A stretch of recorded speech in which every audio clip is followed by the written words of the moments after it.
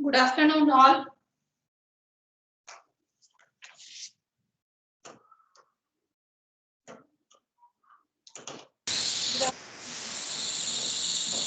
Am I audible? Good afternoon, ma'am.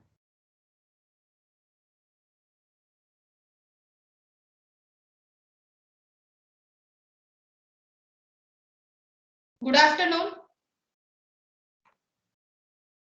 Good afternoon, ma'am.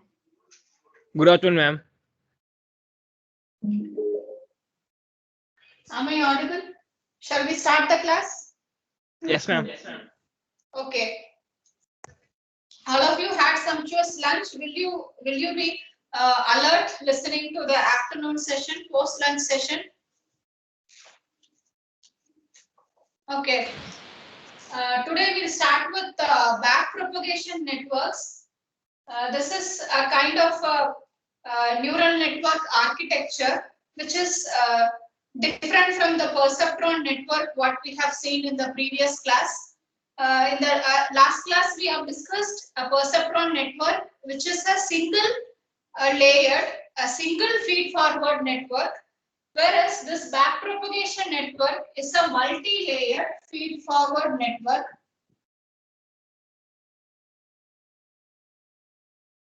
Multi-layered feed forward network. Okay, that means apart from the input and the output, you will have hidden layers in between. So that is why it is called as a multi-layered feed forward network. And then this backpropagation is very special because based on the concept what we are going to discuss today, only your neural network, the deep neural network architecture or the way in which the output classification happens, everything will be discussed. That means this backpropagation network concept forms as the basis idea or the fundamental idea this will give to understand a deep neural network. Okay, so let us see what are the concepts involved in this backpropagation network. And before going to this network, let us first see a couple of things.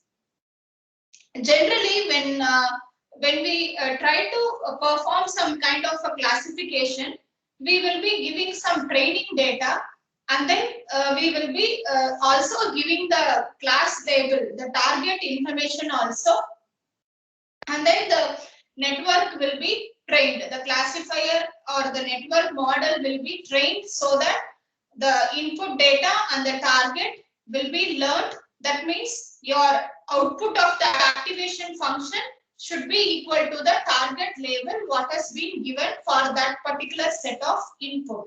Okay, so if that learning process happens correctly, then what we have to do is we have to give an unseen data which is not a part of the training data, and we have to see whether the network is classifying it correctly or not, whether it is giving the expected target or not. Okay, so that process is called as the generalization.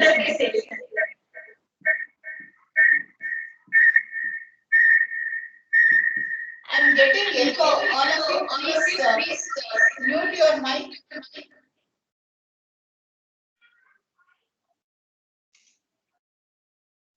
Okay.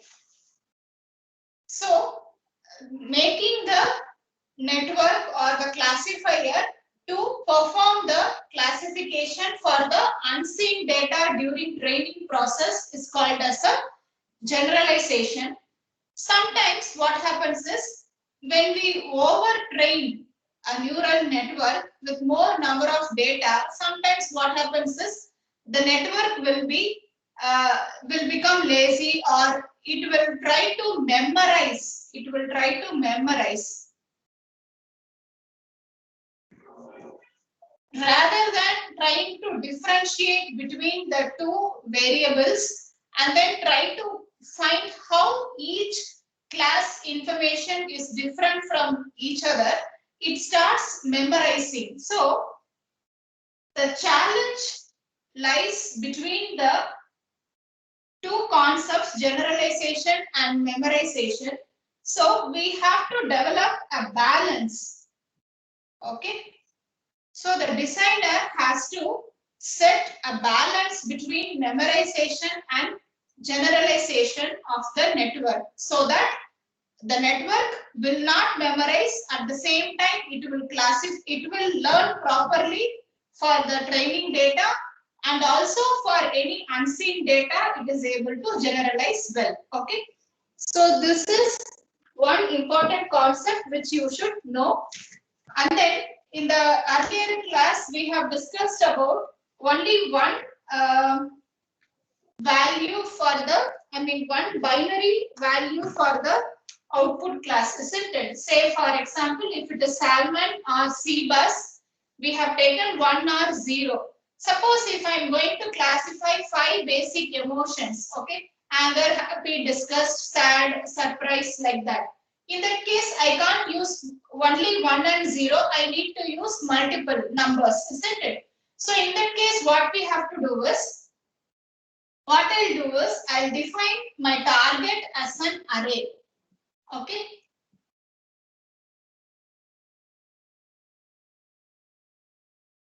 Say for example, anger, disgust, happy, surprise, and fear. So I have these 5 basic emotions, and my training data is like this. My feature vectors are like this. This is my target vector. So suppose if the first input data, the features that are extracted from an image which is expressing anger, I will put a 1 here, and rest all I will put 0. Similarly, if the next input data, the features extracted are taken from a discussed image, then I will put a 1 here. Likewise, we can create a target file, okay, target vector like this, okay. So you will have an input feature vectors. I think you all know how vector means what. So if I have length and width for a Salmon or CBus, then you will have only 2 columns and so many fishes data I will be having. So that will be my feature vector. And suppose if it is facial images, if there are 100 images and 5 emotions, so per class I have 20 images. Suppose I take the input features, I extracted eyes, nose, eyebrows, mouth, chin region information, then so many information I will have. So I will have my feature vector, and then I will have my target vector. It will start looking for this entire pattern for the target. Okay, this entire pattern. In that case, my output unit, I will have my Y, isn't it? So this Y in, which is giving me Y, this will not just one output neuron. I will have 5 output neurons depending on my classes. So I will be getting, suppose I have this 5, so I will have 5 neurons in the output layer. Okay, each layer corresponding to each class. Okay, suppose if I get a 1 here, I will assume this is giving me anger. If it is giving 1 in the second output neuron, I will assume it is giving me disgust. Likewise, so on and so forth, I will be getting the data from here, and then I will try to see what is the pattern, and then is it the same as the input. If it is matching, yes, else I have to retrain the model. That way it goes on for a multi-class classification. Okay. So now let us go into the backpropagation network.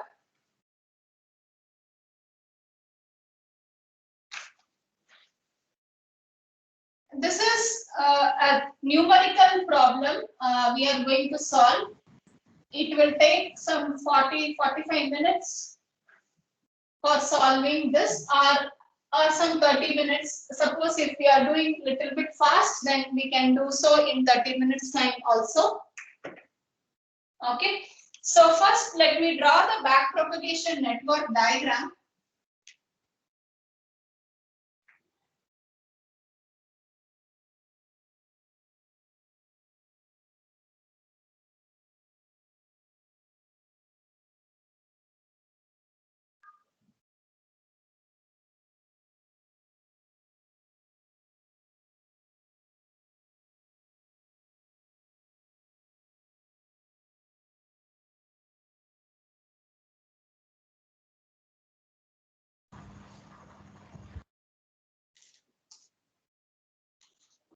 usually these edges will have an arrow.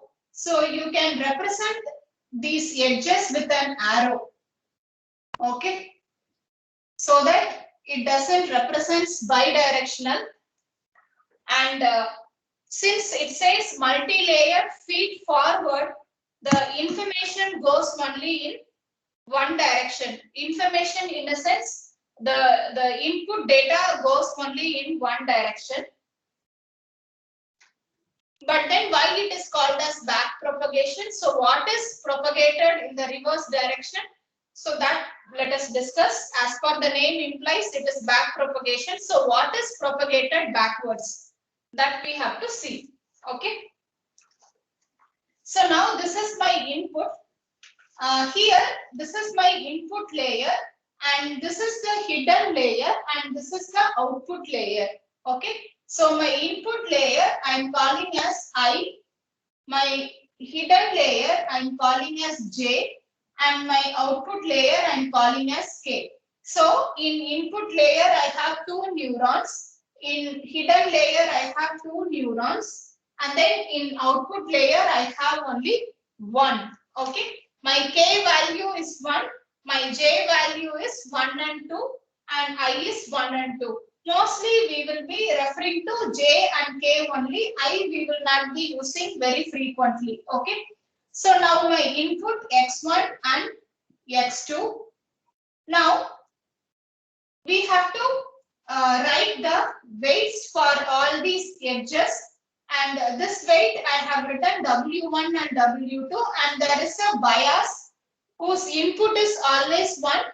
Remember, for a back propagation network, the input for bias is always 1. Only its weight we have to calculate. Weight will vary. And then here also for the hidden neurons also, for every neuron in the hidden layer, you will have a bias separately whose value is 1. And then we have to calculate its weight. Weight will be, initial weights will be given. So now let us write this weight matrix, and then we will write it over the edge. I think in the initial slides, you might have seen how a weight matrix is written. Now I will write a weight vector, and then let us see correspondingly how to write the weights on the figure in the edges. Okay.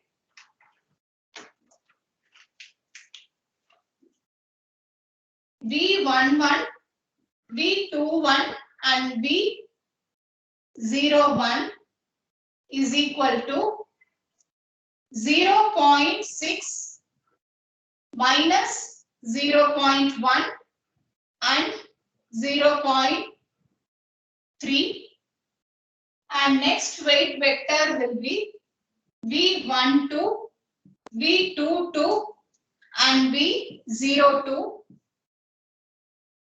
and that is equal to minus 0.3, 0.4 and 0.5.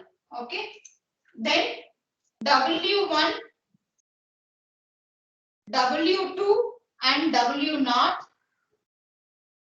this is equal to 0.4.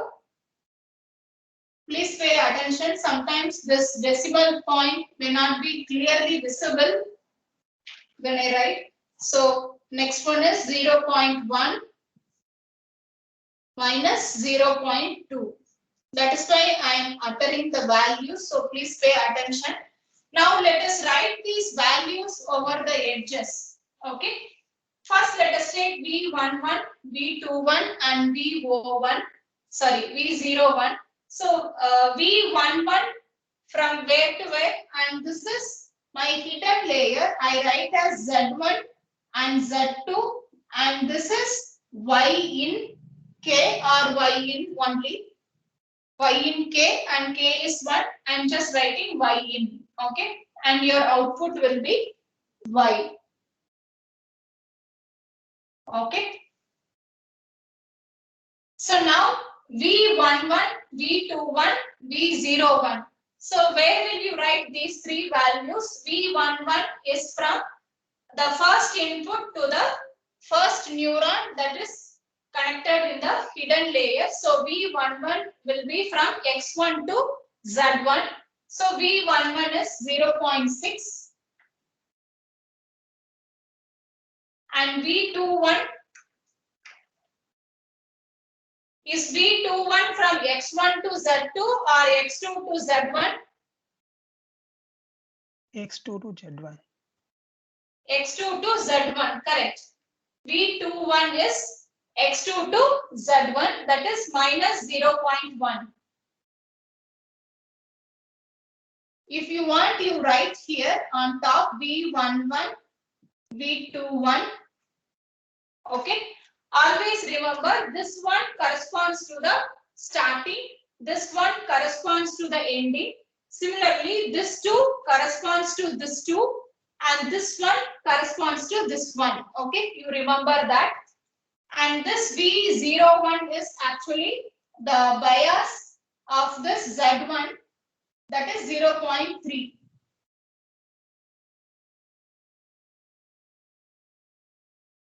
Okay. Now similarly, we can write for the other ones. V12, that is from X1 to Z2, it is minus 0.3.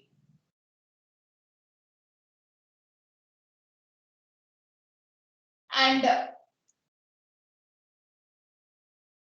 V22 is from X2 to Z2, it is 0.4.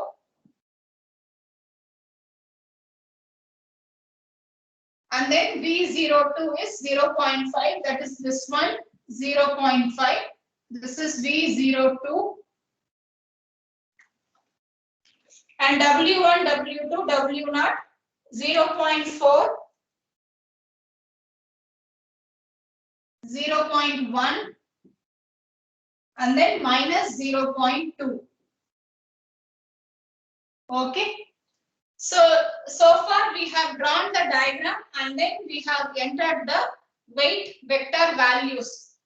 Suppose in the exam, if the diagram is not given, if only the weight vectors are given and if the number of layers and the inputs are specified, then you should be able to draw the diagram and then note the weights carefully, correctly. Okay. So now let me read a question. We will try to solve this now. Using backpropagation network, find the new weights for the network shown, that is this one. Okay. Using backpropagation network, find the new weights for the net shown. Input is 0, 1. The input vector is 0, 1. That means x1 is 0, x2 is 1. Okay. Input 0, 1. Target is 1.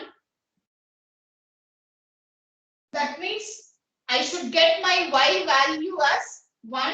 So my t value is 1. Use a learning rate alpha equal to 0.25.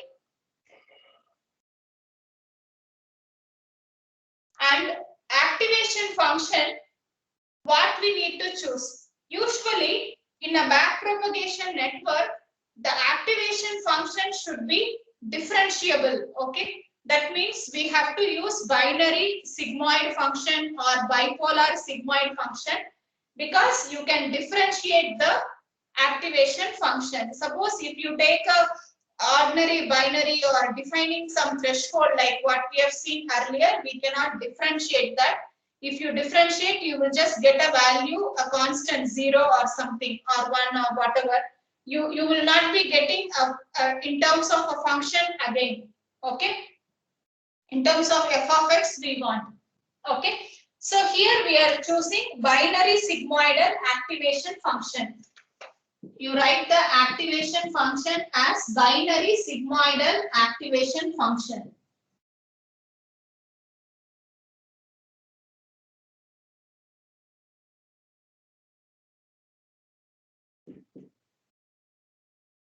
Okay.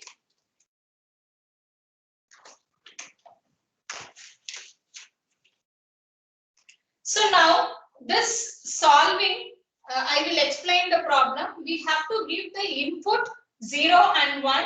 All the weights are given. Now we have to find the y, and then we have to check whether the y is equal to 1 or not. For using activation, we have to use the given function binary sigmoidal. In case if the target and then the output y is not same, we have to alter the weights. So for altering the weight, we have to use a certain formula. It is not the same what we have seen yesterday. That was a different one. That is for a simple perceptron, a single layer feed-forward perceptron. We cannot use that. This is a multi-layered perceptron or a backpropagation network. So here the way in which we are going to update the weight will be different. So this problem will have 3 stages, 3 phases. Okay. The first phase is a forward phase. I will explain that. I need more space, so I will be erasing the diagram also. I hope you all would have drawn the diagram. If you have not drawn, please draw it quickly, because till the end of the problem solving, we need this. Till the completion of the problem, we need this diagram. So please draw it quickly.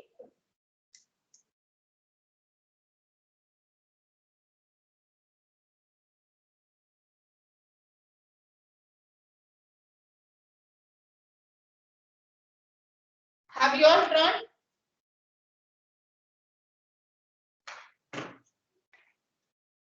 Okay, let me explain the 3 stages.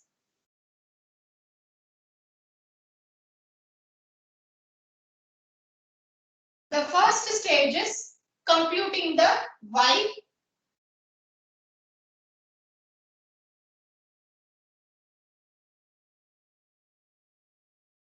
Computation of the output. Computation of the output y. That is the first stage. That is the forward mechanism. That is the forward mechanism. And the next one is, if the target is not equal to y, we have to calculate the error value, and then we have to alter the weights. So there are 2 stages in that. The first one is back propagation.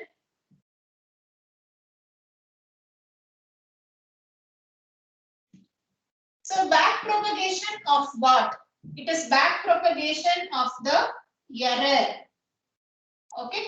Not error, the portion of the error or what is contributing to the error, that information is being back propagated. And then third one is updating the weights.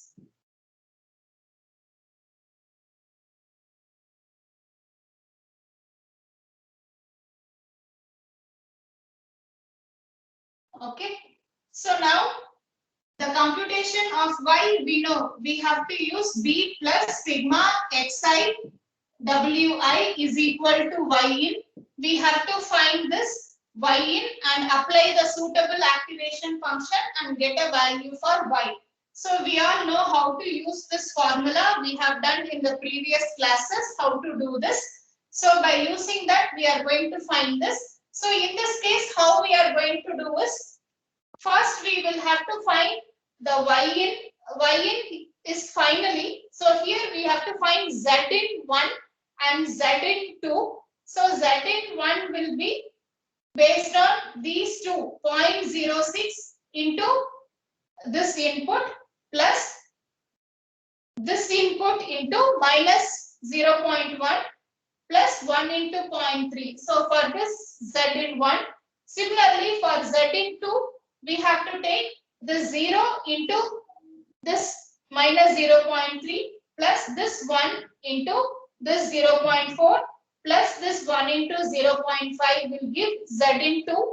So you have to apply binary sigmoidal activation function to get z1 and z2, and then that z1 value will be multiplied with 0.4, that z2 value will be multiplied with 0.1 plus 1 into minus 0.2, and that will give you a total y in value. So once again, you have to apply binary sigmoidal activation function to get the y value. Now this y value, we are going to check whether this is equal to target or not. In this case, it will not be the same. So we have to iterate once again. So in the iteration process, what happens is, there are two stages here, two steps here. That means when you calculate the y, we know the target is given as 1 and you will not get a value 1. You may get a value either less than 1 or greater than 1. Okay, so you will know the difference between the t and the y. That is a fixed number, a value which you can apparently you can calculate what is the error value you can calculate, and then you can calculate the weights for this W1, W2, and then this is WO, I think, W0. Okay. This you can calculate easily because you can find the weight difference here and then you can alter this weights. But can you find the error that has happened in Z1 and Z2? We cannot find the error at Z1 and Z2 because there is no direct computation formula available like this here. You can't, here you can find t minus y to find the what is the difference between the target and the output that you are getting. Whereas in this case, Z1 and Z2 in the hidden layer, there is no direct methods or means of computation of the error. So what we are doing is, the error what you are calculating at the output layer is once again multiplied with the weights of this particular hidden layer, and then it is propagated backwards to find the error between the error in the hidden layer.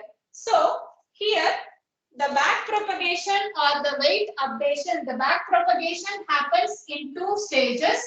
One is between, or the weight updation happens between the hidden layer and the output layer. So first we will find the error between the output layer and the hidden layer, and then based on that error, once again that error will be propagated backwards to find the error value between hidden and the input layer. Okay, so the back propagation, as the name implies, the error value will be back propagated, or the combination of the errors, it will be back propagated. So first we have to find the error between hidden and the output layer.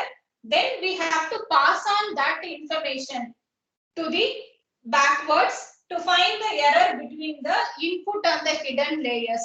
So once when you know by how much incremental value you have to increase your weight, so that is being calculated here based on the error, and then we have to update the weights. Okay, so updating the weights we have to do last. So this is the procedure. So now let us get started in doing all this one by one. So first let us calculate Z1, Z in 1, Z in 2, and then Z1, Z2, then Y in, and then Y. Okay, so shall we proceed? So this is the procedure. Now we have to just solve it numerically, and there are certain formulas to calculate the error between the hidden and output layer and between input and hidden layer, which I will be explaining when we proceed with that particular stage. Okay, any doubts so far? If you have any doubts, please ask now itself, so that in future we will be proceeding with the computation.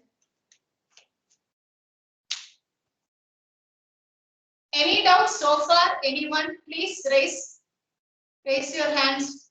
Any doubts? Or shall we proceed now?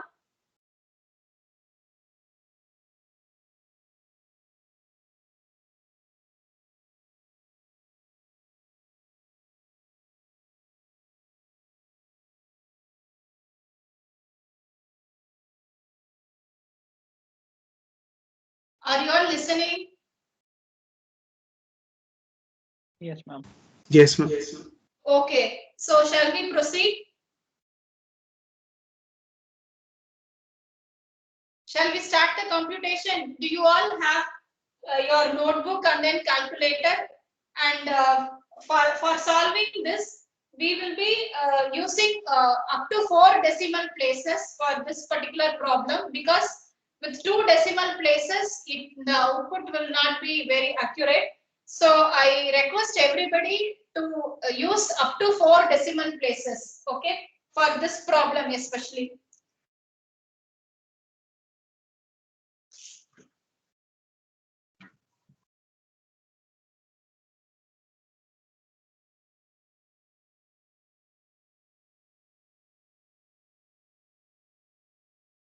It will take another 20-25 minutes to solve.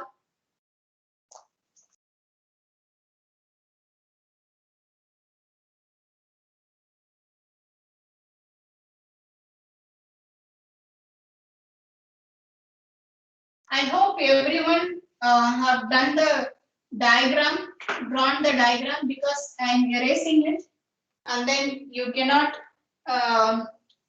solve the problem without the diagram. At every stage, you need the information.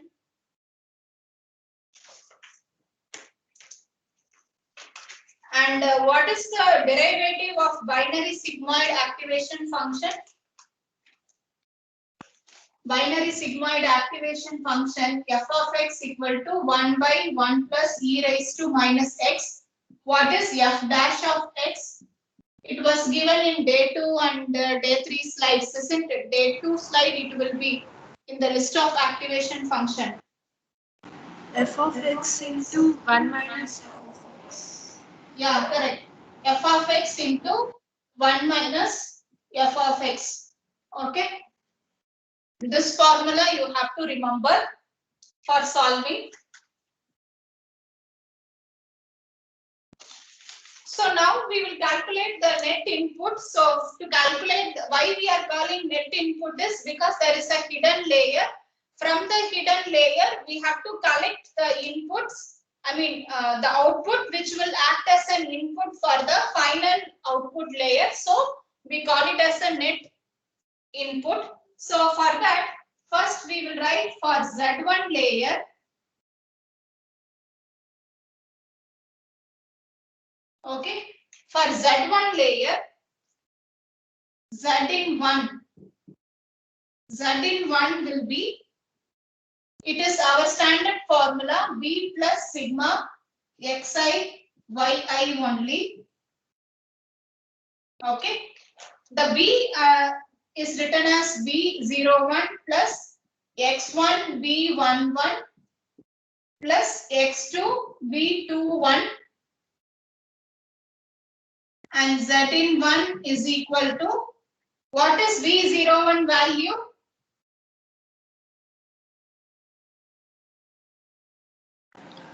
Point 3. Yeah, x1 is 0 into V11 is 0.6 plus x2 is 1 into minus 0.1.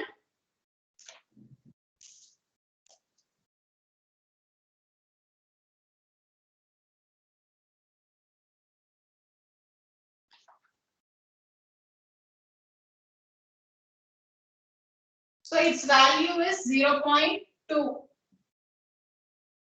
0.2. Okay. And then for Z2 layer, we will apply activation function after calculating the Z in 2 also. Z in 2, if you want, you can calculate here only.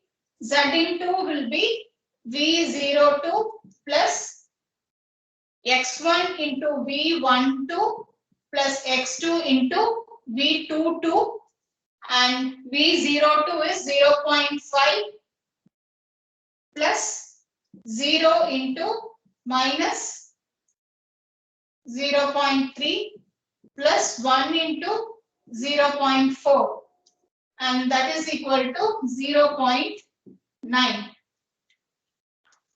Okay. Now we have to, this is Z in 1, Z in 2. So we have to put this value 0.2 in this X and also 0.9 into this and find the Z1 and Z2. So can you do this and tell me?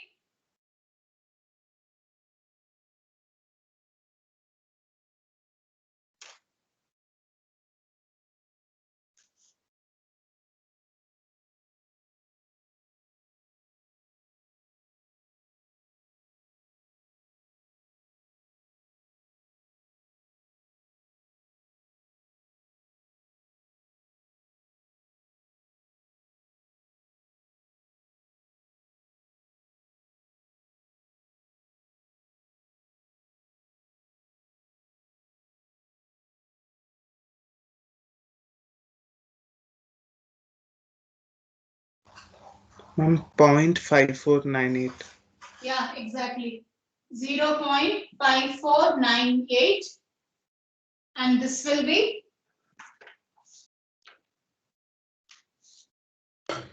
0.7109.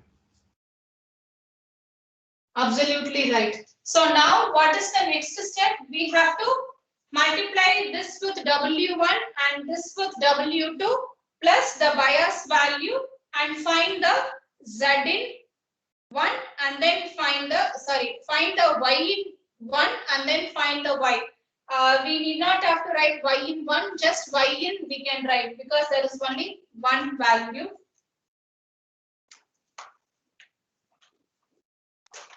So net input, that is entering the output layer.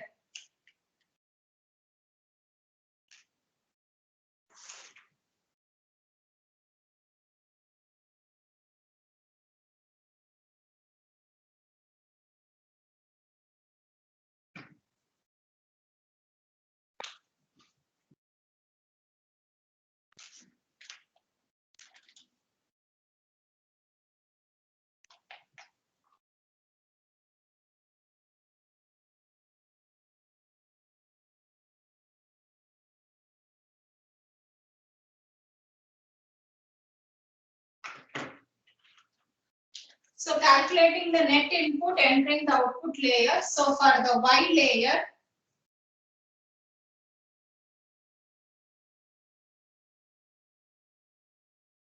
Y in equal to W0 plus Z1 into W1 plus Z2 into W2 and that is equal to minus 0.2 plus 0.5498 into 0.4 plus 0.7109 into 0.1 that is equal to 0.09101 and then Y equal to F of Y in that is 1 by 1 plus e raised to minus 0.09101 that is equal to 0.5227. Are you all getting this value?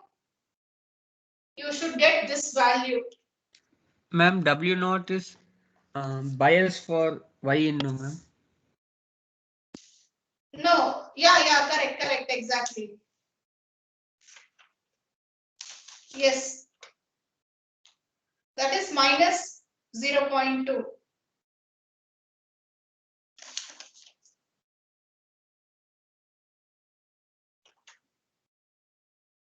So, are you getting this 0.5? Yes, ma'am. 227 and this is our Y value.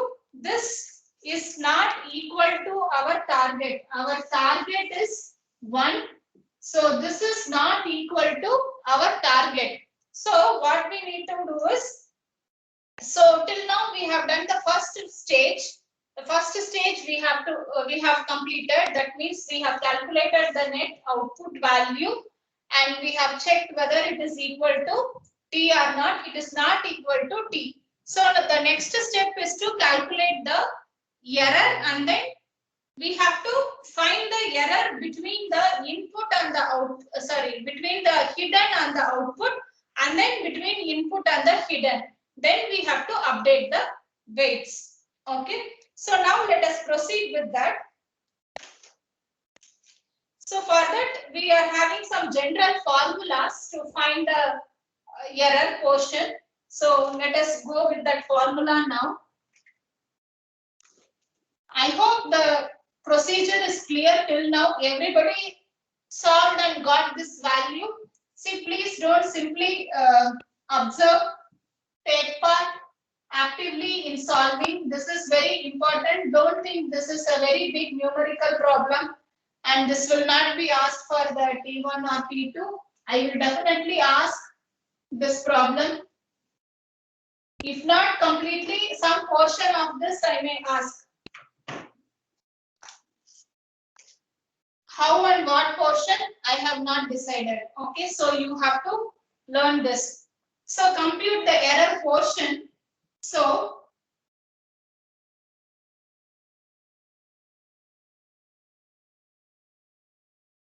first we are going to find the error between output and the hidden.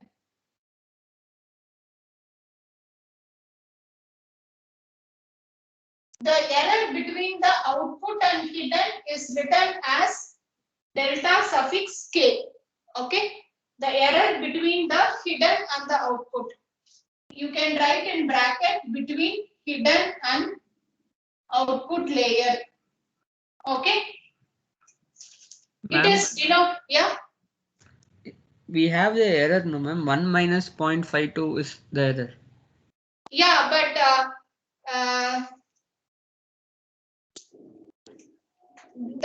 that is actually error only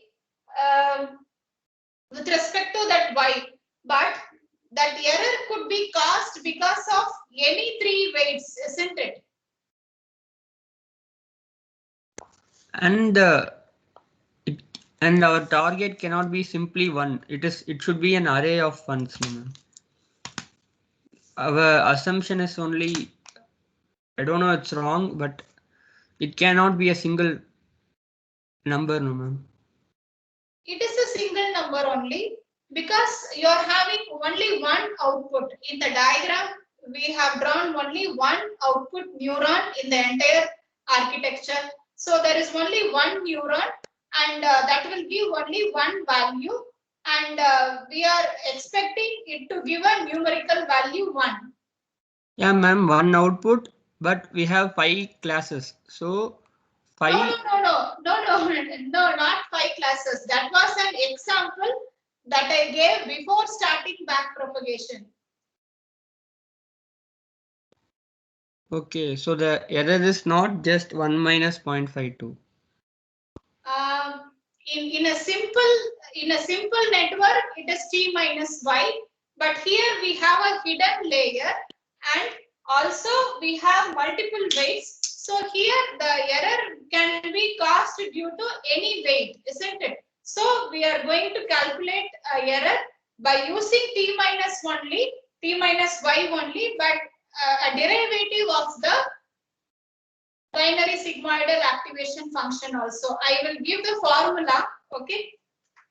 So the error between the hidden and output layer is denoted as delta suffix k. K refers to the output neuron. You can actually write it as delta 1 also because there is only one neuron in the output layer. First I am writing the general formula. Later we will use it for one. The general formula I will write Tk minus Yk into F dash of Y in K. This is the general formula. You can write as general formula.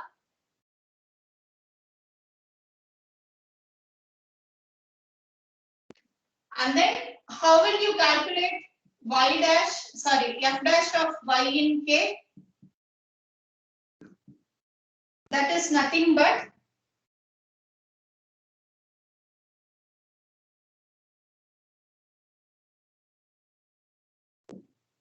f of y in k into 1 minus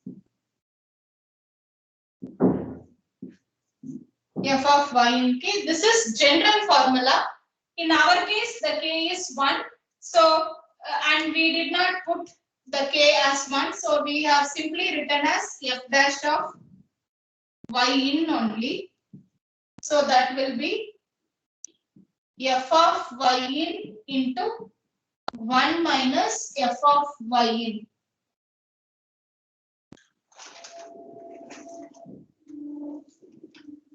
So, Priyadarshan, as you have asked, I would like to explain to your doubt here. Suppose if I have 5 classes, okay? Anger, disgust, happy, neutral, sad, okay? Now, in that case, I will have k varying from 1, 2, 3, 4, 5. So, I have to, in my neural network architecture, my output will be 5. Okay? So, this will be my k 1, 2, 3, 4 and 5. Okay. So I will be finding the error for this particular neuron. For this particular neuron connected to its previous layer, hidden layer neurons separately, and to this k equal to 2 for the second output neuron between this and other neurons to which it was connected in the hidden layer. Likewise, I have to do. Okay, if I use multiple classes classification, okay, multi-class classification problem means I will be doing that way. That is why a general formula is given if k varying for different number of classes. Now, I am going to have only a binary value, that means 1 or 0. If it is 1, then I may predict that the person is looking good or the person is having cancer. If it is 0, then I am predicting that the person is not having cancer. Okay. So my problem is a simple problem where I have taken a binary classification. So I have fixed the target as 1 only for the particular input 0 and 1. Maybe if I change the input instead of 0 and 1, a different input, then I may get a target value as a 1 or a 0. It depends on my initial weights, what I choose, and then the inputs. Okay. Is it clear? So now our our k is 1 only. So I am going to write this delta as delta, instead of delta k, we can write it as delta 1 only. Okay, because our k is 1. Is it clear, Priyadarshan?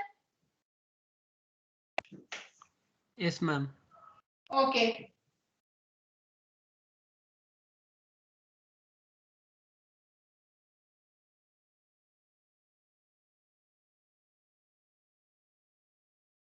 Since the formula is very simple and straightforward, we can just calculate it in a simple way. First, let us calculate f dash of y in equal to f of y in into 1 minus f of y in. What is the value for f of y in?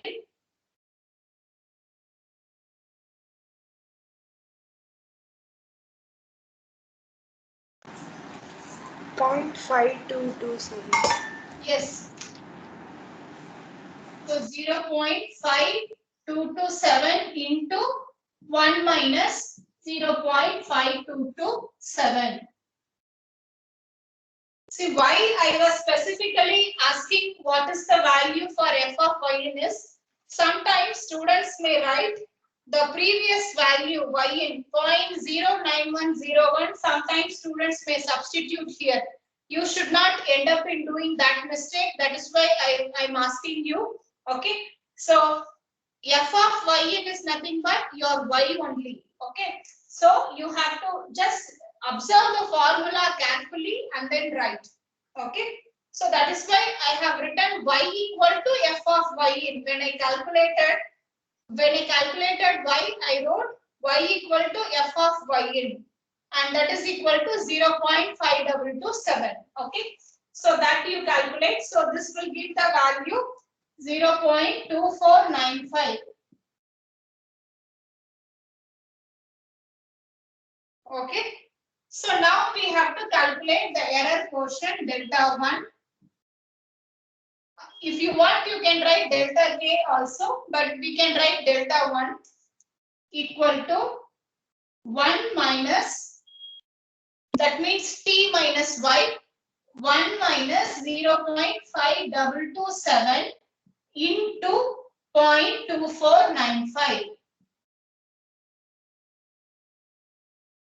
If you want, you can substitute everything in one go and then calculate, but just to avoid any mistakes, I am doing it in a two-step process. It is better to do as a two-step process so that you will be very careful in solving this. Okay. And this will give a value 0.1191. So this is the error in the output layer.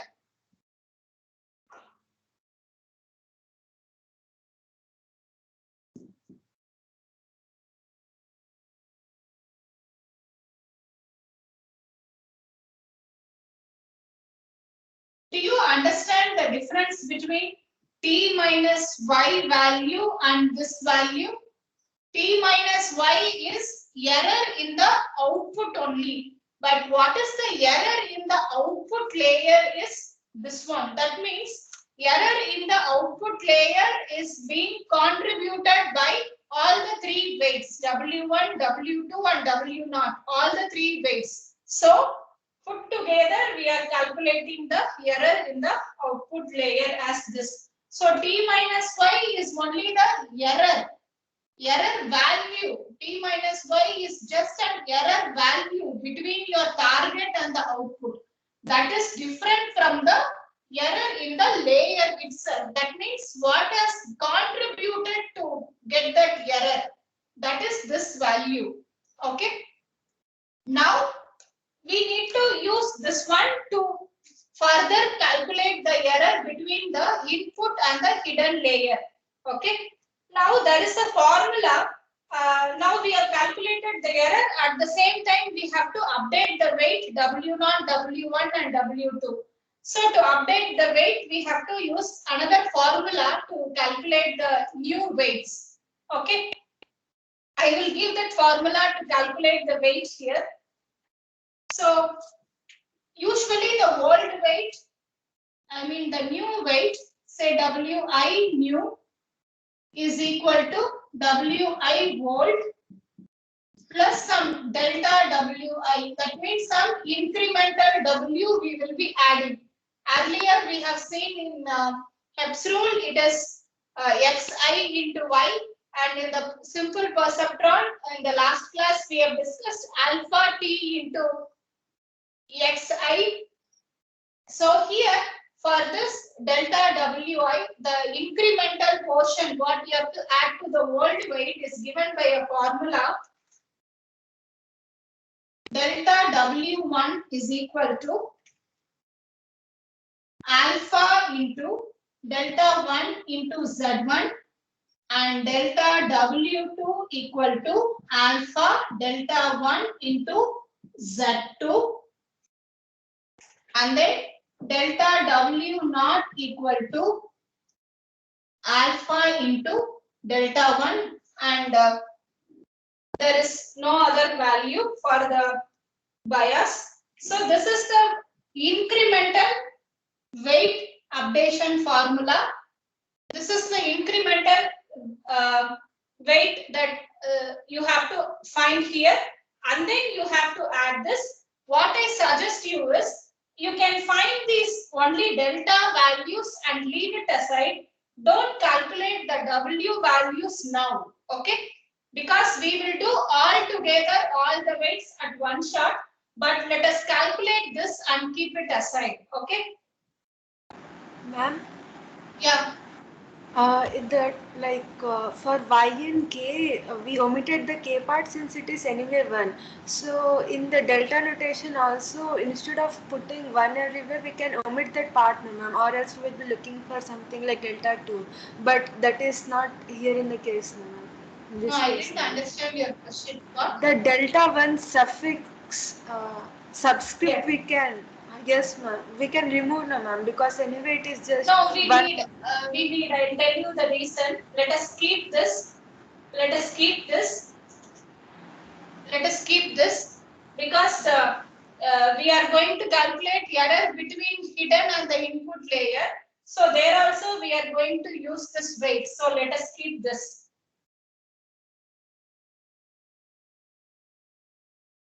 So now let us calculate this. Alpha I have given it as 0.25. So this will be 0.25 into delta 1 is 0.1191 into Z1. What is Z1 value?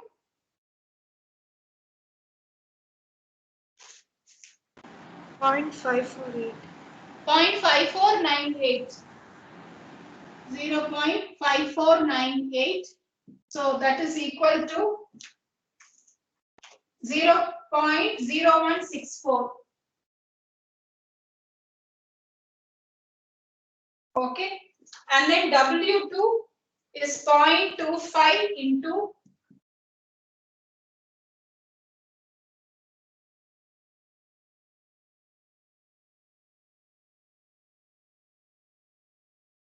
0.1191 into 0.7109.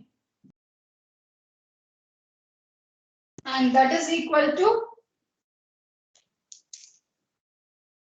0.02117. And then W naught is equal to 0.25 into 0.1191, and that is equal to 0.02978. Okay. So I will repeat the values. Delta W1 is 0.0164. Delta W2 is 0.02117. And delta W naught equal to 0.02978. I hope you also would have got this answer. You can verify this. Adding to the old weight, you will get the new weight, and my suggestion is don't do it now. We will do all together one go later at the end. Okay. There is a reason for that, which I will tell you.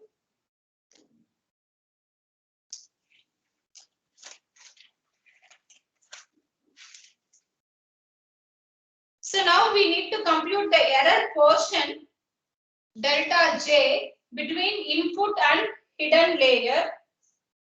Okay.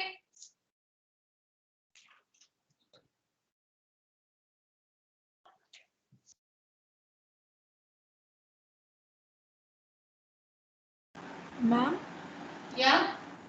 the delta W1, what you wrote is 0.0164, no ma'am, there in the board, right side. Delta W1. Which one? Delta W1. Delta W naught. 1 ma'am, 1. The first value we calculated. 0.0164. I got 0.0162 only ma'am. It is actually 0.01616. Oh, okay. But I got it as 0.0164. Can you check it? Check the calculation once again. Can Yes. somebody check and tell me?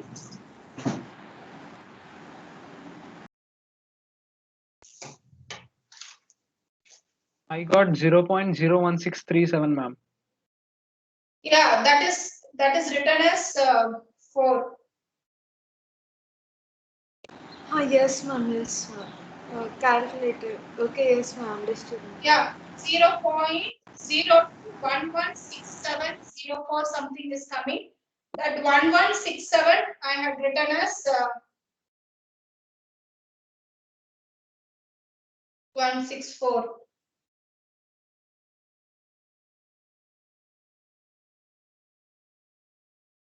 Okay, that is the next one.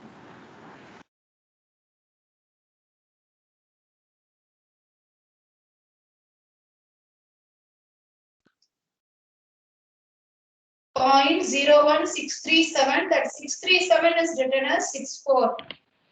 Because we are rounding to 4 decimal, we are having 4 decimal places.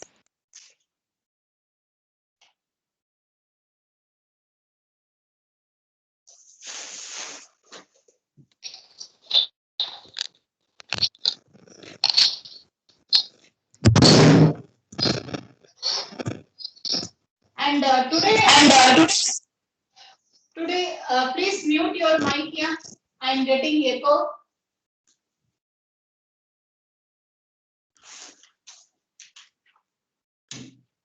Today, I have shared one document under miscellaneous folder in class materials that will give you some link for further reading to learn more about the subject or in general.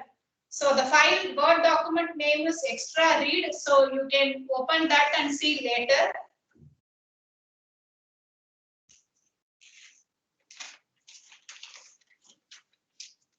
Now we compute the error quotient between the hidden and input layer, or between input and hidden layer. Compute the error quotient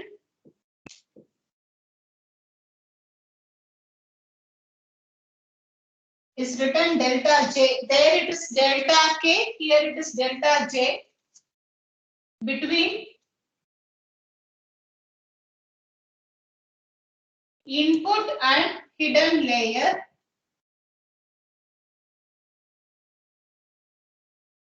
And J is running from 1 to 2 because we have 2 hidden neurons in the hidden layer. The general formula I will write. So for finding the error delta J, we have to write delta in, we have to find delta in J into f dash of z in J, and then delta in J is equal to sigma k equal to 1 to m delta k into w jk. This is general formula. I will explain this formula now.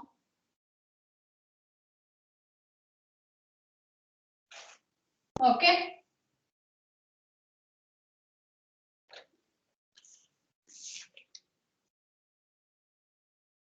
So here in our network diagram, we have the hidden layer 2 neurons. Okay. So this J value 1 and 2, we had 2 neurons. So this delta J, we have to find delta 1 and delta 2. Okay. This is between the input and the hidden layer. Okay.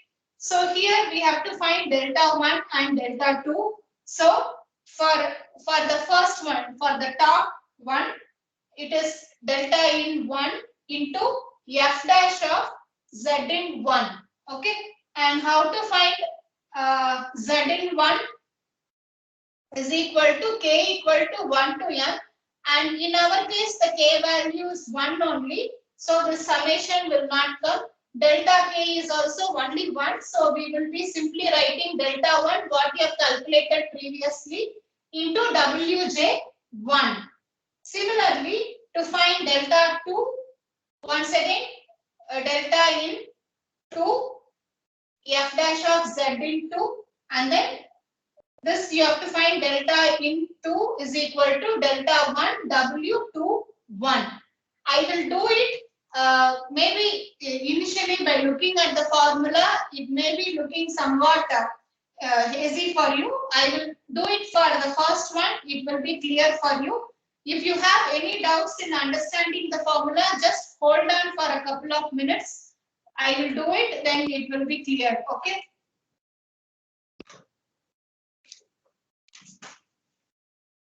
I hope you have written this formula. Have you written?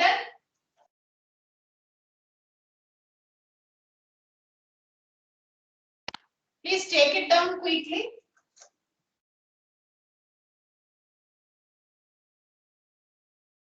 In our case, this delta in J equal to delta, this is 1 only, Wj 1 only. Because only one output neuron. Ma'am, what is the difference between delta J and delta in J? I will explain. There is a in delta J, we are going to substitute delta in J. What is delta in J? That formula is this one. Okay. We are going to find a value using this formula. This value you will be substituting here, followed by multiplication of the derivative of that particular neuron activation function value. This and this are different.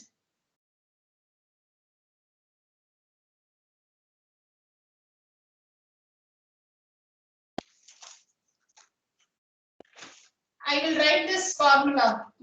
This is in general because we have one neuron. I will write it for J equal to 1. And similarly for J equal to 2, I will write. Okay.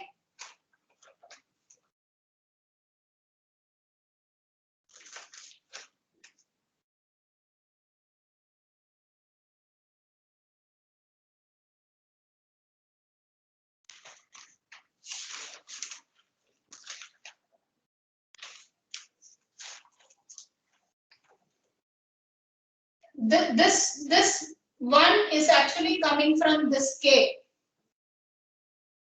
Okay. This K is only, I have written as this one.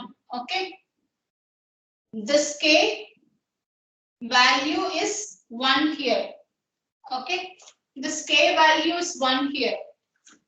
Because we have only one output neuron. Okay. So to find delta 1 and delta 2, that means in the hidden layer you have 2 neurons, isn't it? So for these 2 neurons, the error what we are calculating is called as delta 1 and delta 2. And to find the delta 1, the formula is this for J varying from 1 and 2, delta 1 and 2. So for that you have to you need 2 values to calculate. First one is this, second one is this. To find the first one, you have to use this formula. Second one, you have to use the activation function derivative. Okay. So let us do it now. Once if we do it, it will be clear for you. It is just a formula, mere substitution. Only your understanding matters. Okay.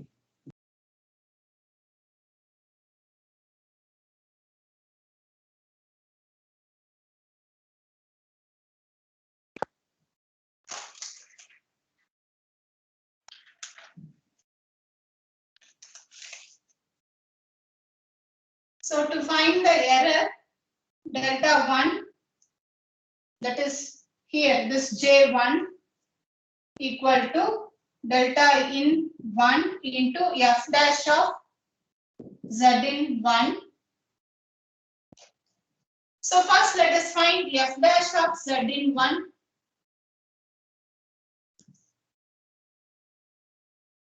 What is z in 1 value? I mean f of, it is f of f dash of x is f of x into 1 minus f of x, isn't it? So you have to take the, go to the first phase, forward phase. Z1 equal to f of z in 1, that is equal to 1 by 1 plus e raised to minus 0.2. You have calculated as 0.5498, isn't it? Have you calculated f of z in 1 as 0.5498?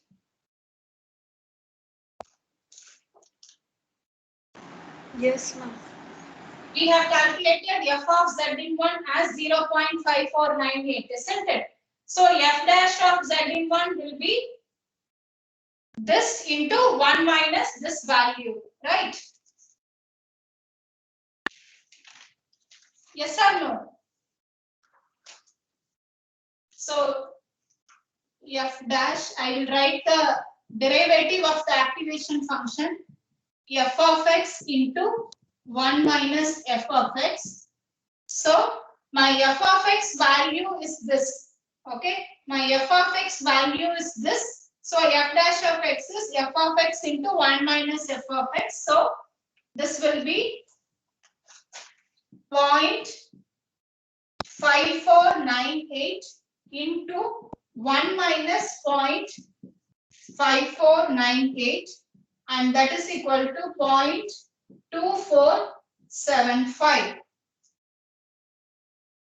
0.2475. Now we have to find the delta 1. Delta 1 equal to delta in 1 into this value. What is delta in 1? We have calculated before.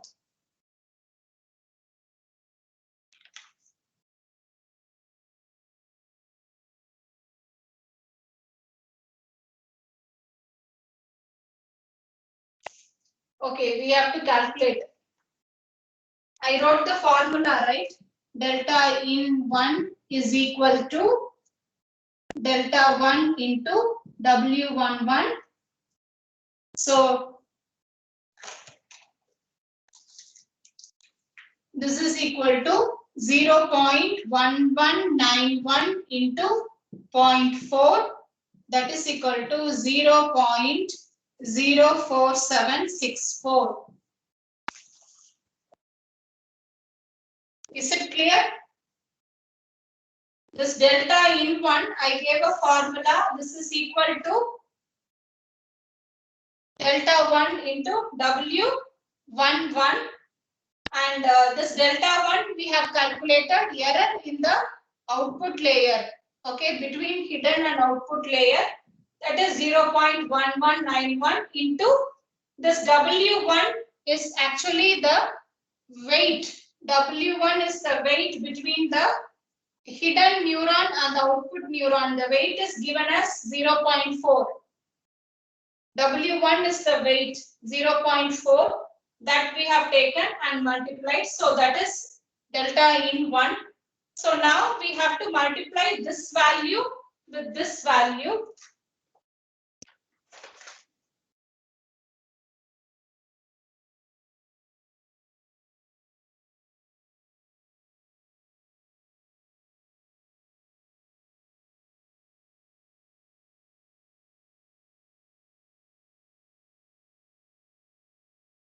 Zero 0.118.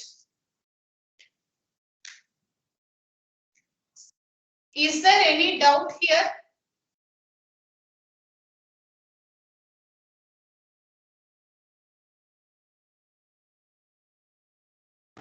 Ma'am, in the whole problem, notations should be same, no, ma'am. Initially, we had been using W1 for 0.4 and W2 for 0.1. Because Yeah. of this key, we are getting it as W11 and W12. And since one Yeah. place we So have. that is why I said if you want you can keep it as K only. If you want you keep it as K only. Or else you can just write it as you can ignore also. If you want you can ignore, or else you can just keep it as 1 or K, whatever you want, but don't have any confusion. Okay, ma'am.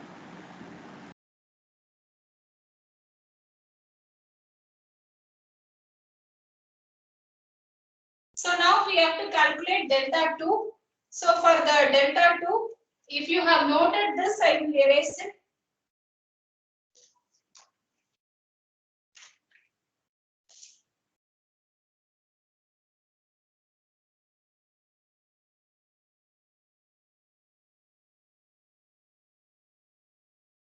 If you have any doubts, then that K1 you don't substitute, just keep it as delta only, then you will not have any doubts. So here you can just keep it as delta only, here you can write it as W only. So in that case, you will not have any doubt. You can just write it as delta W1, that K you need not have to write. So now we'll do for the next one, second neuron in the hidden layer. It will be like this only, some confusion you will have initially, but when you solve the problem once more on your own separately, all your doubts will get clarified, okay?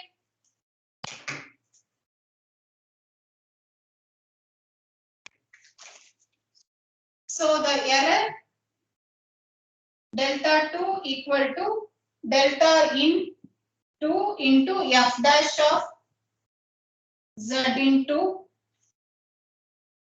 and f dash of z into is equal to 0.7109 into 1 minus 0.7109 and that is equal to 0.0118.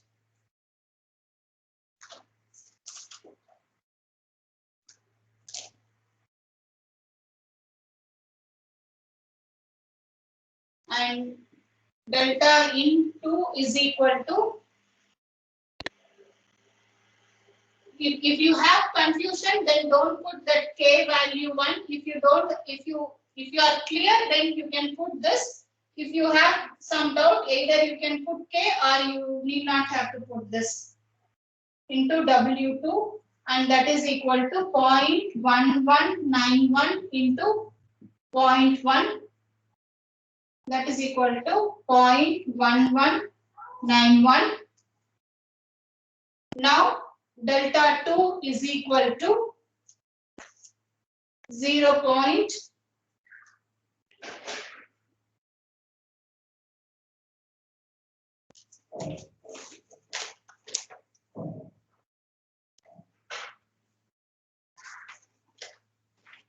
Ma'am, delta into is 0.01191.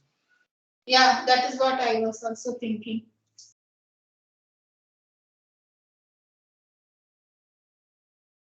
I missed that 0. 0.01191. So this will be no, this is this one only. Only here you will get 0.0. So this will be 0.01191 into 0.2055 and that is equal to 0.00245.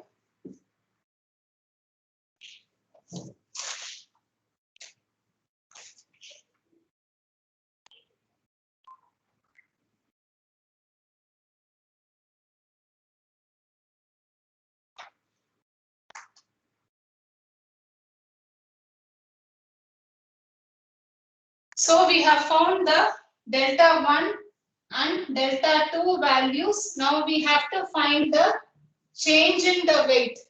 Okay, change in the weight. V11, V12, delta V11, delta V12, V01. Similarly, delta V21, V22, and delta V02 we have to find. So for that, what is the formula? And then we have to find the delta, then we have to add it to the old weight.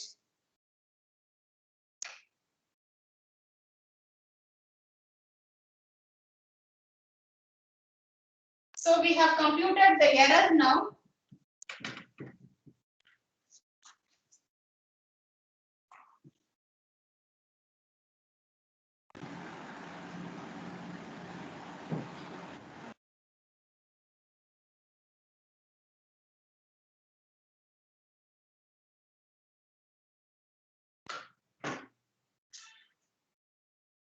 Ma'am, I think in the board it was written f dash of z into equals to 0.0118. In the substitution you put 0.2055 only, ma'am.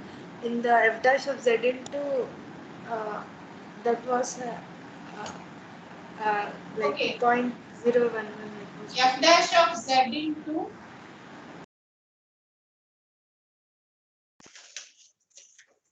f dash of z into is 0.7109, correct?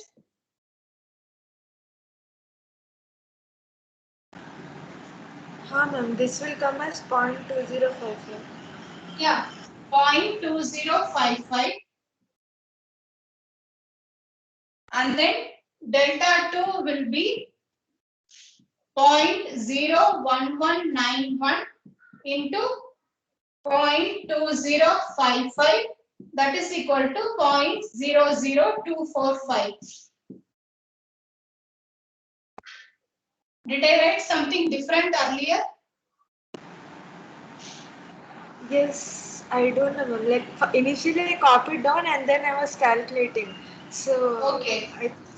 For f dash you wrote different one, ma'am. Yes, ma'am. Sorry? That in the substitution of f dash in the f of x,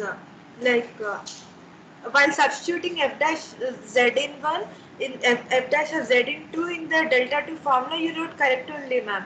While calculating f dash of z in two, it was written 0.0118. This 0.2055 value. Oh, sorry then. Okay, sorry, I'm sorry.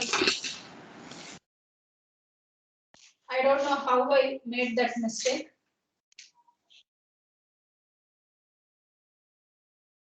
Because f of z into is 0.7109. F of z into is 0.7109. So 0.7109 into 1 minus 0.7109 is 0.2055. And then delta 2 is delta in j. That formula we calculate, right? Delta into equal to delta into W2. So delta 1 is actually 0.1191. Delta 2 is 0.1, that is 0.01191. So this 0.01191 into this 0.2055 is this delta 2.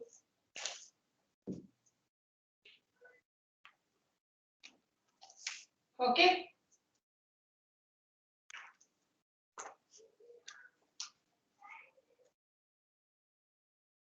If you are having any confusion, then you can avoid using this k here. Avoid using k equal to 1 here, so that you will know the output between the hidden and the output layer as delta, and output error between hidden and input as delta 1 and delta 2 you can take, so that you will not have any issues while solving. Okay.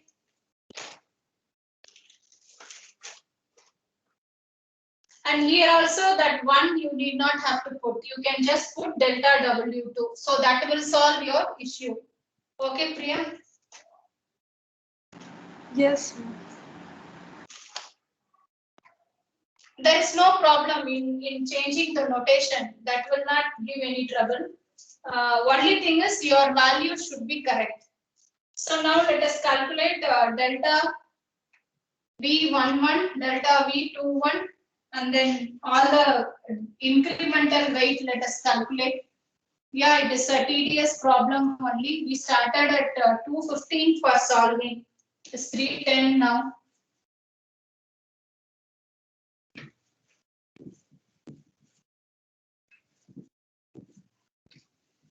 That's why I took this 2 hour slot for this back propagation.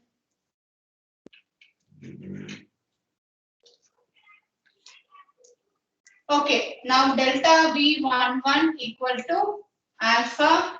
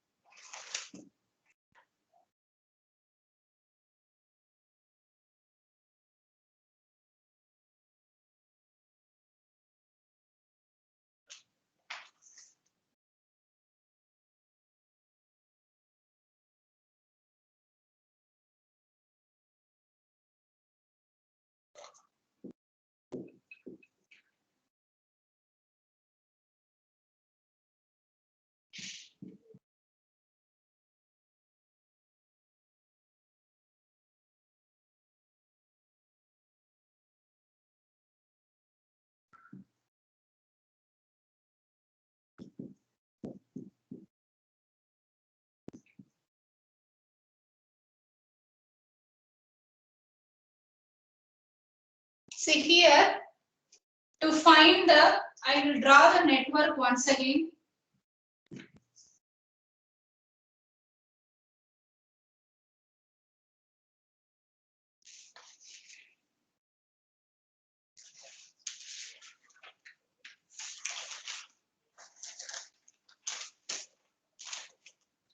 This is V11 and this is V12, this is V22 and this is V21. Okay. Now we are going to find V11 and V21. So V11 and V21, that means from both the inputs, the edges are connecting to Z1. The edges that are connecting to Z1, you have two edges, isn't it? From both the inputs, from both the input neurons, you have two edges connecting to Z1, V11 and V21. So those two weight updates, that incremental weight you are finding. So for that, the learning rate into the error what we found in Z1 is delta 1 and the error that we found in Z2 is delta 2. So the error that you calculated for Z1, you have to use for updating these two weights.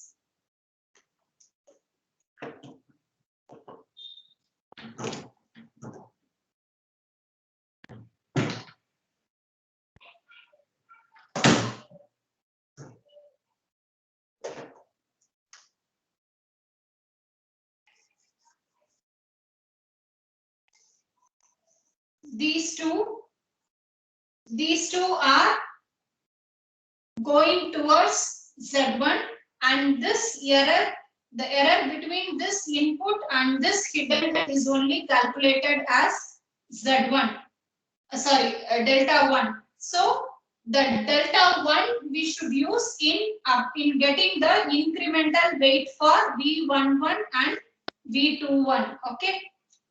And similarly for V12 and V22, these two, from two inputs, it is going to Z2. The error between this input and this hidden is calculated as delta 2. So for getting the incremental weight update of V12 and V22, you have to use delta 2. Okay. So is this clear? So that is why I have used delta 1 for V11 and also for V21. Alpha is remaining the same. X1 is 0, X2 is 1. So now we have calculated the incremental weight for V11 and V21. Okay. So now let us calculate for delta V01, the bias, alpha into delta 1, that is 0.25 into 0.118, that is equal to 0.00295. It is same as previous one. Okay. Now let us calculate delta V12. Delta V12 equal to alpha into delta 2 into x1. Similarly, delta V22 equal to alpha into delta 2 into x2. Okay. So this is 0.25 into delta 2 value is 0.00245. You can directly write 0 otherwise because x is 0. So you can directly write 0. Otherwise, you can calculate also 0.25 into this value into 1. That is equal to 0.0006125. Okay. And delta V02 is also the same. 0.25 into 0.00245. It is same as this. 0.0006125. It is same as this. Okay. Now we have calculated the incremental weight.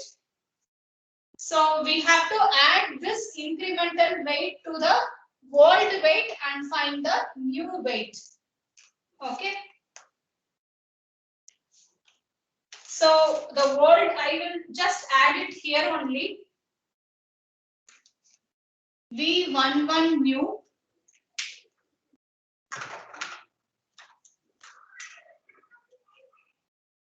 V11 new equal to V11 old plus 0. So V11 old is 0.6. So this is 0.6 only. And V21 is V21 new will be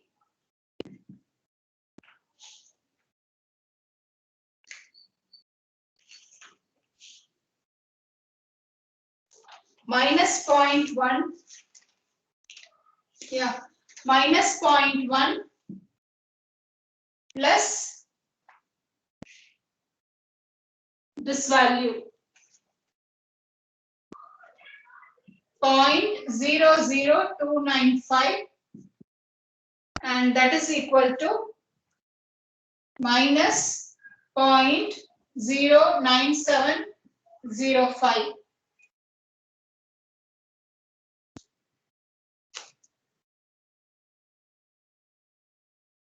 And V01 is 0.3 plus 0.3 plus this value, that is 0.30295. This is V01, and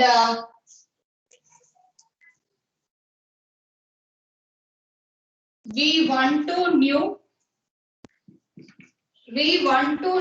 is minus 0.3 plus 0, that is minus 0.3, and V22 new will be 0.4 plus 0.006125, so that is 0.4006125, and V02 will be 0.5 plus 0.006125, so that is 0.5006125. So that is it.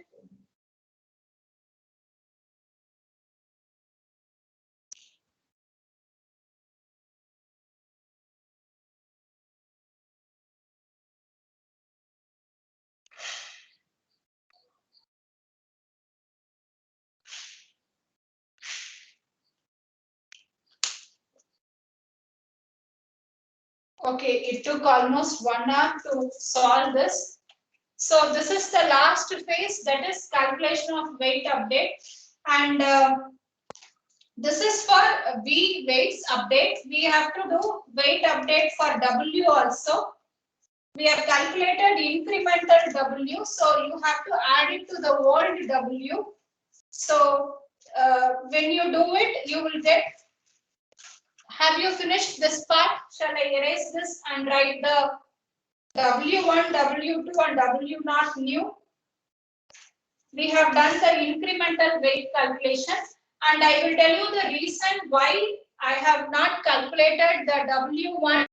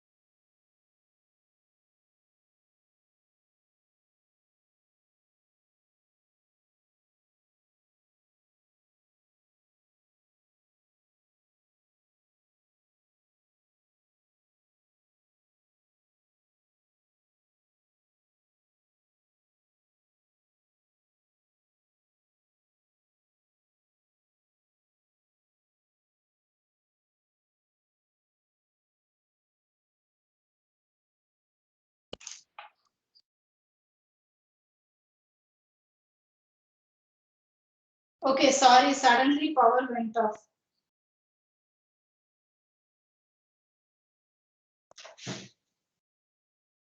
There was a sudden drift, sorry.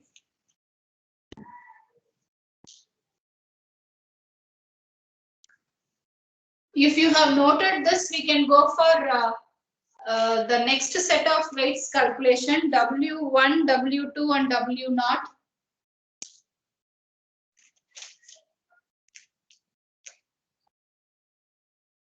Have you noted up to this?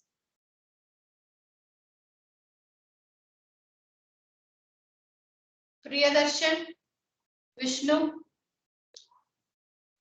Ma'am, VT to new. What is the value of VT to new, ma'am? V2 to new is 0.4006125. 0.4006125. Okay, ma'am. V0 to new is 0.5006125. Actually, I wanted to explain the reason for why I did not calculate W1, W2 and W0 earlier when we did the delta part only. The reason is while calculating the error between the hidden layer and the input layer, we have substituted W1 and W2, isn't it? We have substituted 0.4 and minus 0.1, isn't it? 0.4 and 0.1 we have substituted while calculating the error delta 1 and delta 2. Suppose if you have calculated the new weight before, there is a chance that you will substitute the new weight in place of 0.4 and 0.1. That is why I said let us not calculate it now. Okay. I hope it is clear.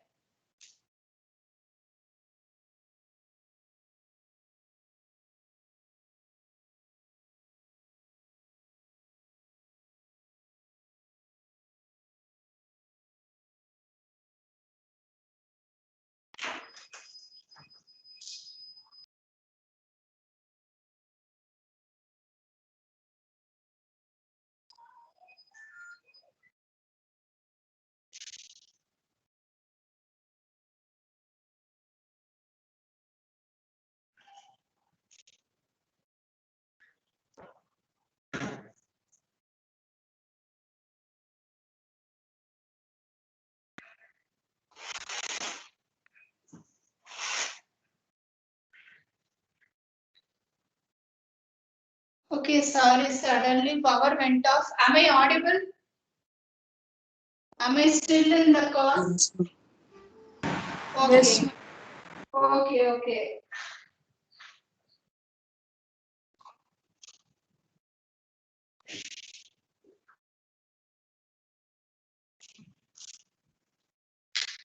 Okay, so now let us complete the rest of the process. We have to calculate W1 new, W2 new and W0 new.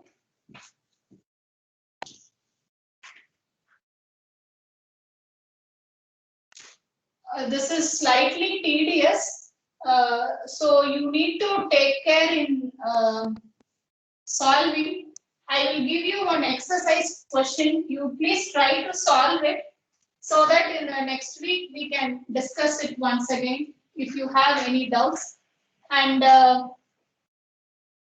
this part is very important when you go for the deep learning because the error, how it is calculated and how the error is back propagating and how we are reducing the error, that part is called optimization. And that optimization is very, very important parameter in deep learning. So next week, Jyotsna ma'am will be covering that optimization part. Okay. So Monday she will cover the optimization, how we can reduce the error and what are the different optimization techniques to reduce the error. And those optimization technique are just like that available as a library function in Python. You can just like that use it. Okay. So W1 new is equal to W1 volt plus delta W1. This delta W1 we have already calculated and kept.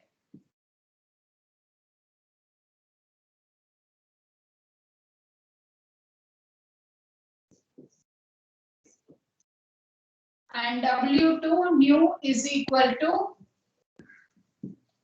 0.1 plus 0.02117, and that is equal to 0.12117, and W0 new equal to minus 0.2 plus 0.02978, that is equal to minus 0.17022. Okay.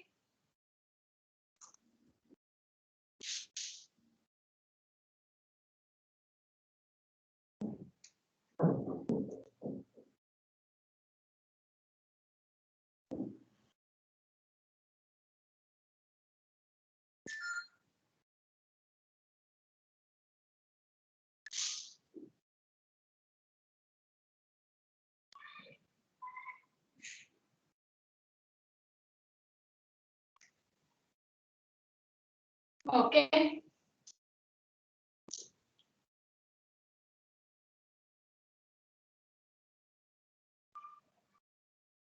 So this is the full workout of the back propagation network. So we have done it completely. I will give you one problem. You can take it as a homework for this weekend and tell me if you have any problems. So next week, Monday and Thursday, Jyotsna ma'am will continue on the optimization. And next Friday, there will be a session on Keras and TensorFlow. I have arranged for a guest lecture. A person who is known to you only will be doing this. So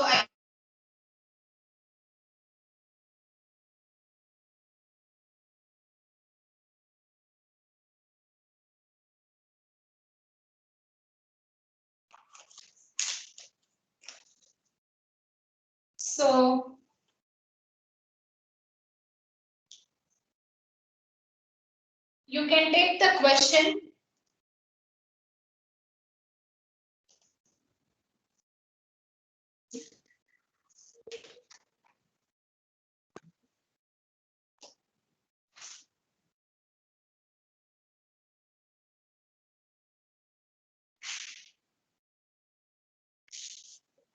Please take the question.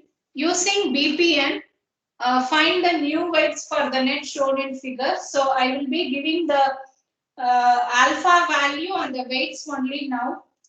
The figure is same.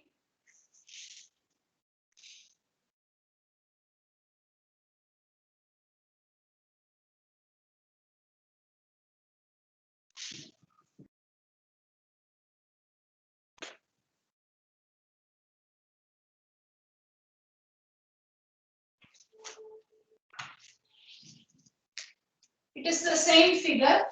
You can draw the same figure.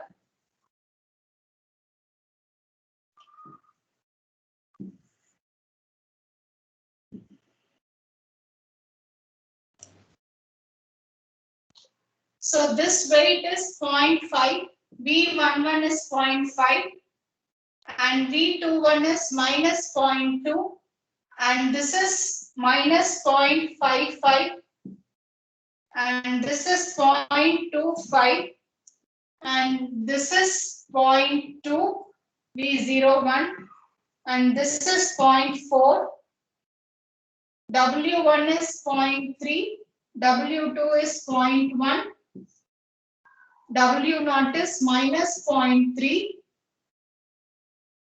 x1 is 0, x2 is 1,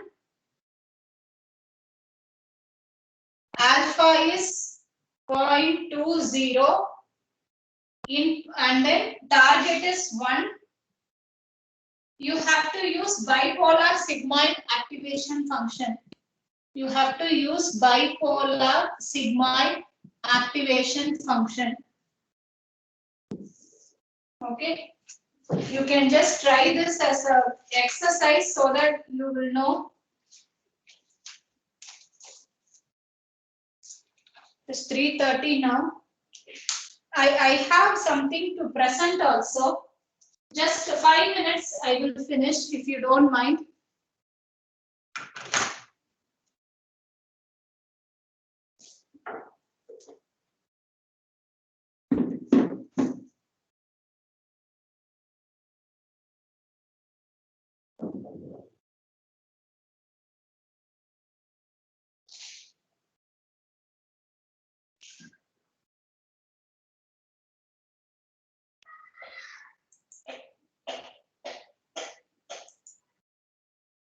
Yeah, so this is a TensorFlow playground. You can just browse in, or I can share this link in the chat window.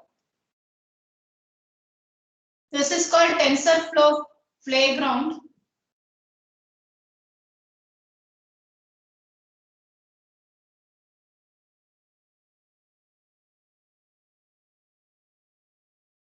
You can just simply type in Google TensorFlow playground, you will get this. So here there are layers: input, x1, x2, and hidden layers, and then output layer.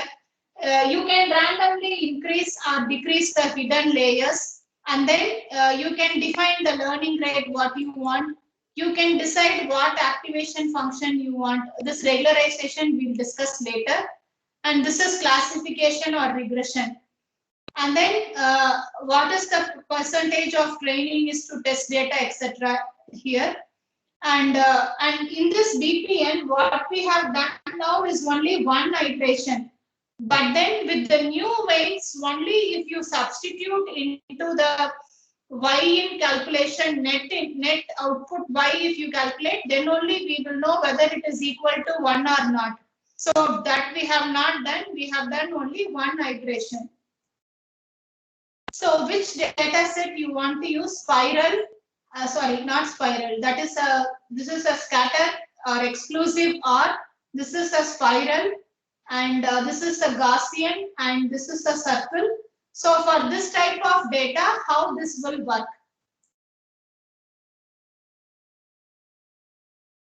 You can increase or decrease the number of neurons, and you can just play. It will show how it is trying to separate the objects. You can see the test loss and training loss. Every iteration, this will be varying. You can see the epoch count here. Epoch is increasing. For every epoch, this value will change, and this keeps varying.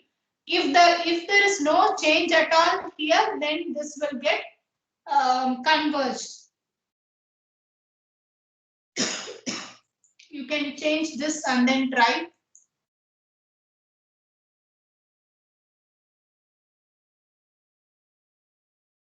It has converged very quickly.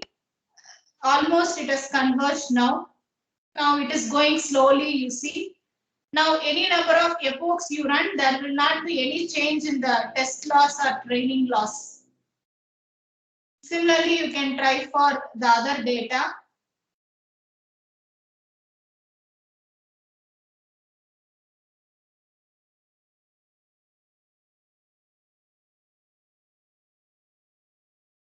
And the spiral, it will take a lot of time because it is a spiral one. It takes time for segregating the two categories of classes.